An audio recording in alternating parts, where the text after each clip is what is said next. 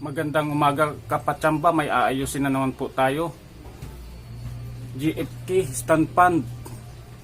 I-try po natin kapatsamba. I-number 1 po natin. Umuugong lang siya. Ganon din, ayaw umikot. I-try po natin. Ganon din.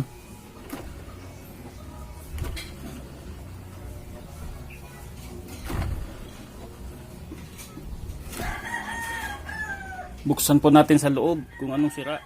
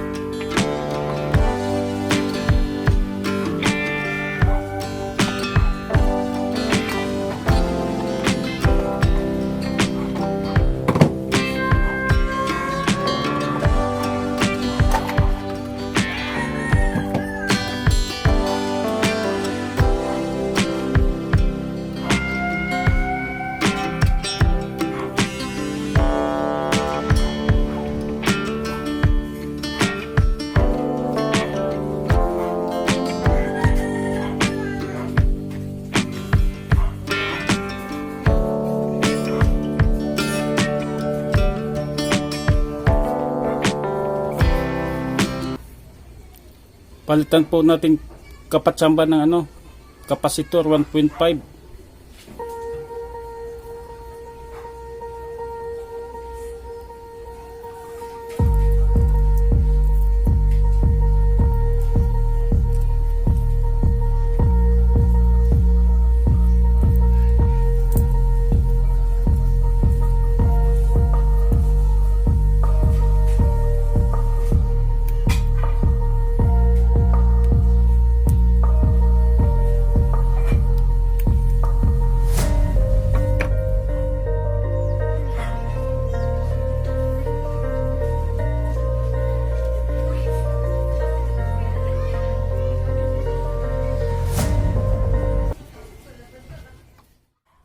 Palitan po natin ng 2.0 sa microfarad kasi ayaw pa rin sa 1.5 kaya testing po natin.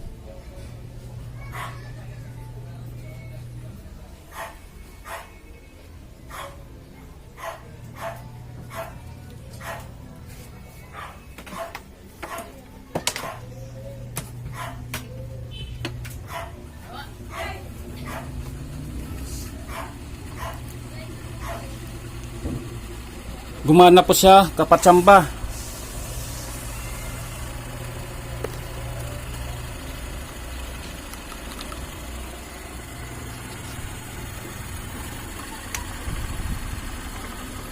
Pero hawakan po natin kapatsamba yung ilisi. Mahawakan po siya. Yun stop po siya. Tapos pag ikutin po natin, ayaw na. Minto na siya.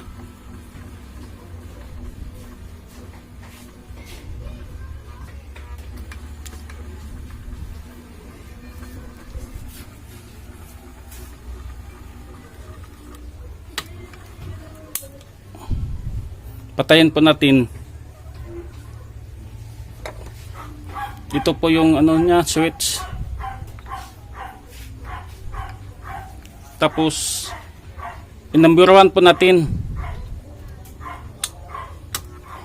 Ayaw. Pag paikutin mo, umikot siya pero mahina. Ito po natin Gumagana po siya kapatsamba, pero mahina rin siya. Pero pag hawakan mo, mahawakan. Dapat hindi po mahawakan yan. Malakas na po dapat. Kasi number 2. Itry po natin kapatsamba.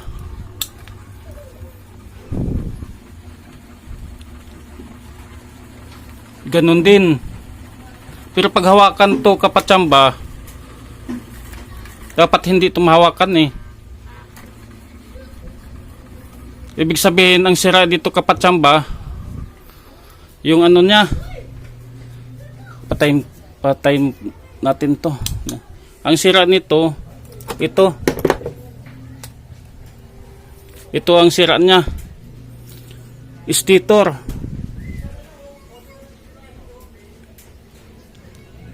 Kailangan palitan.